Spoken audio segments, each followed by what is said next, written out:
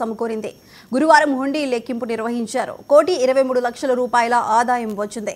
దేవస్థానం కార్యనిర్వహణాధికారి సూర్య చక్రధర్రావు ఆధ్వర్యంలో ఉదయం స్వామివారికి ప్రత్యేక పూజలు నిర్వహించారు. అనంతరం హుండీలను తెరిచి లెక్కించారు. ఆలయ ప్రధాన హుండీల నుంచి 96,99,000 రూపాయలు, అన్నప్రసాదం హుండీల నుంచి 23,27,000 రూపాయలు, శ్రీ విశ్వేశ్వర స్వామివారి ఆలయ హుండీల నుంచి 2,99,000 రూపాయలకు పైగా సమకూరింది. మొత్తం 1,23,00,000కు పైగా ఆదాయం వచ్చిందని డీసీ చక్రధర్రావు తెలిపారు. అలాగే 10 గ్రాముల బంగారం, కేజీ 925 గ్రాముల వెండి, 20 విదేశీ కరెన్సీ నోట్లు వచ్చాయని ఆలయ అధికారులు తెలిపారు.